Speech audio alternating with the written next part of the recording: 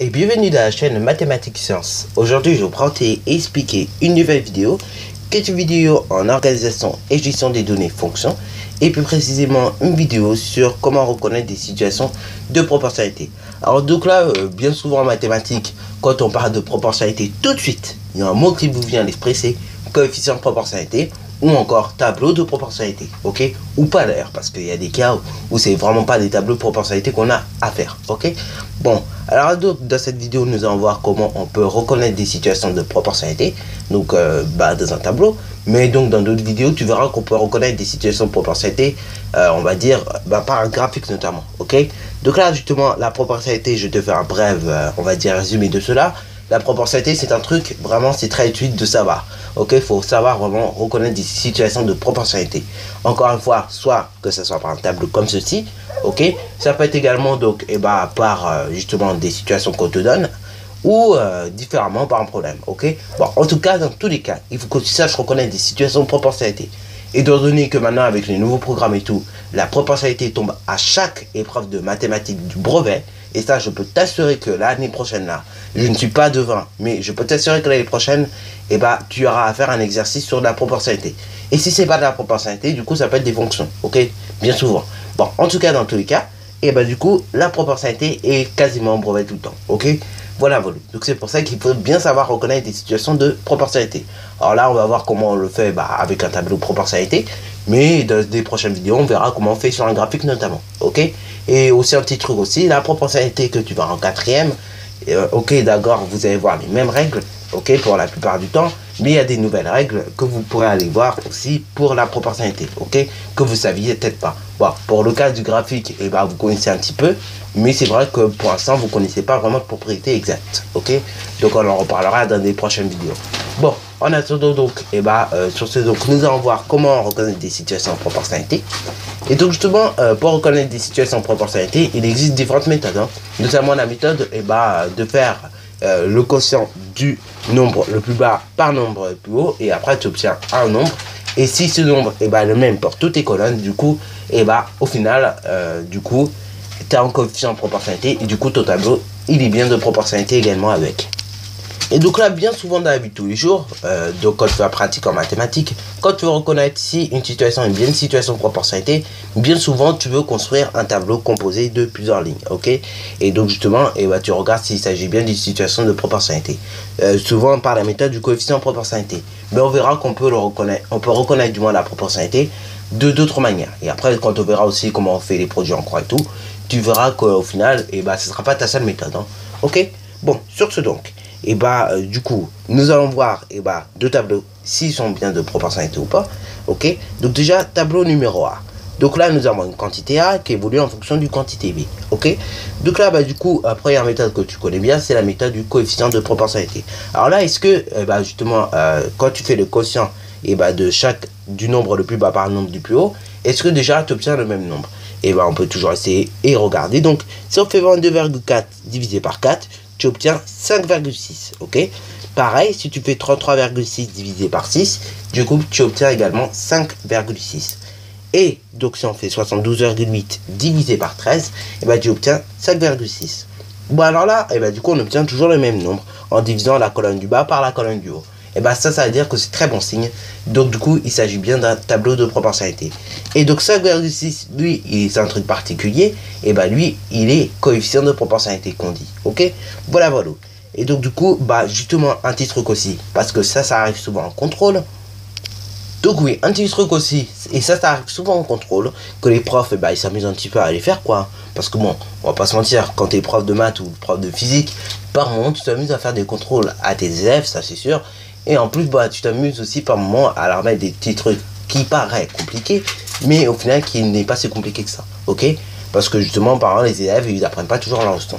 Bon, alors là, donc, voici un exemple qui arrive très souvent. Voilà. C'est ici. Donc là, là, c'est un exercice dans le contrôle de mathématiques que j'ai eu droit en 5e. Et donc voilà, du coup, je l'ai conservé. Ok.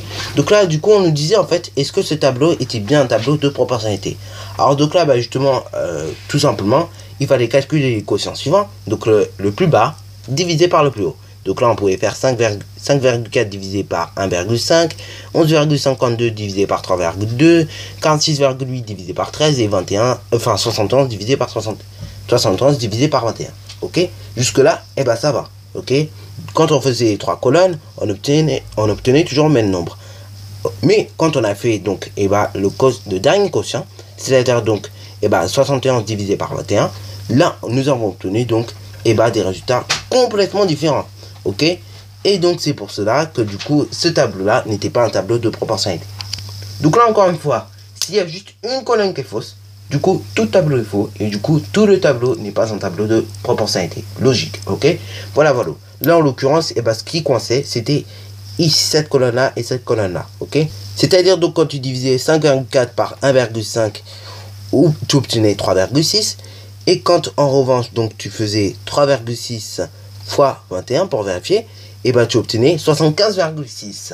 Et 75,6 c'était très différent de 71. Ok, bon, alors là ça c'est une manière de vérifier. Ok, mais bien sûr tu peux vérifier d'une autre manière, c'est-à-dire en faisant comme je te disais, donc le quotient du nombre le plus bas par le quotient du nombre le plus haut. Ok, et tu vois tout de suite qu'il s'agit bien d'une situation de proportionnalité. Alors moi j'ai raisonné de cette manière là pour aller un peu plus vite et pour avoir moins de rédaction, mais toi tu peux rédiger en fonction des quotients. Ok, voilà. Donc ça, ça c'est un petit truc, ça peut arriver souvent, et donc il faut faire très attention et être très vigilant. Bon, alors la deuxième méthode, donc avec le deuxième tableau de proportionnalité que nous allons voir, nous avons pareil une quantité A qui évolue en fonction d'une quantité B. Ok, et donc là justement on voudrait savoir s'il s'agit bien d'un tableau de proportionnalité. Alors là, pour ceux qui sont adeptes du coefficient de proportionnalité ou du moins de la recherche du coefficient de proportionnalité, qu'est-ce qu'ils feraient eux? Cette fois-ci ils diviseraient peut-être 3 par 2, 12 par 8 et 120 par 80. Alors là, je ne vous critique pas, bien sûr qu'on peut le faire, hein, ça peut arriver même. Par moment, on nous fait des tableaux de proportionnalité et on ne peut pas toujours diviser le plus bas par le plus haut parce que c'est pas possible, on obtiendrait des valeurs approchées. Dans ce cas-là, on fait tout inverse. Mais là, justement, on a même une méthode plus simple. Si tu observes bien les chiffres, c'est tout simplement de voir en passant d'une colonne à une autre, par combien on multiplie. Ok, voilà. Alors là, donc pour passer de 3 à 12, donc de cette ligne à cette ligne là, du coup, il faut multiplier par 4. Ok, est-ce que en bas, donc sur la ligne d'en bas, pour passer de 2 à 8, il faut bien multiplier par 4? Oui, puisque 2 fois 4 ça fait 8, hein. Et là pareil, 3 fois 4, 12, hein. Et après, maintenant voyons le reste. Donc du coup, pour passer de 12 à 120, il faut multiplier par 10. Mais est-ce que maintenant pour passer de 8 à 80, faut-il multiplier par 10? Oui, il faut également multiplier par 10. Donc là, du coup, quand on observe tout ça, quand on observe du coup que pour passer d'une ligne à une autre, on multiplie toujours par le même nombre également, ça part vite de temps en temps, du coup, en fait, on voit très bien qu'il s'agit d'une situation de proportionnalité. Ok, bon, alors là, si tu t'amuses à calculer le coefficient de proportionnalité, donc là, en l'occurrence, en divisant le haut par le bas, tu obtiendras à chaque fois 1,5. Ok, 3 divisé par 1,5, 2, 12 divisé par 1,58, et après 120 divisé par 1,5, là, ça fait 80. Alors là, oui, peut-être si tu regardes bien la vidéo, tu te rends compte que là, il y a marqué 3. Alors là, oui, je pense que c'est l'éditeur Magnard qui s'est trompé lorsqu'il a dû écrire les chiffres. Hein. Donc là, c'est pas 3 qui voulait écrire, c'est plutôt 2. Ok, voilà. Ok, pour ceux qui se posent la question justement, pourquoi il y a 2 fois 3 dans la même colonne. Et ça, donc je vous dis tout de suite, hein, ça peut arriver aussi que les éditeurs se trompent. Ok, par exemple, quand vous lisez un cours aussi, faites bien attention à bien le lire. Ok, et à voir justement si c'est bien vous qui vous trompez à la lecture ou si c'est vraiment l'éditeur qui s'est trompé. Là en l'occurrence on voit bien qu'il y avait 2 ici et là il y avait 3. Ok, donc là c'est juste qu'il a dû tromper quand il a écrit le livre. Ok, voilà.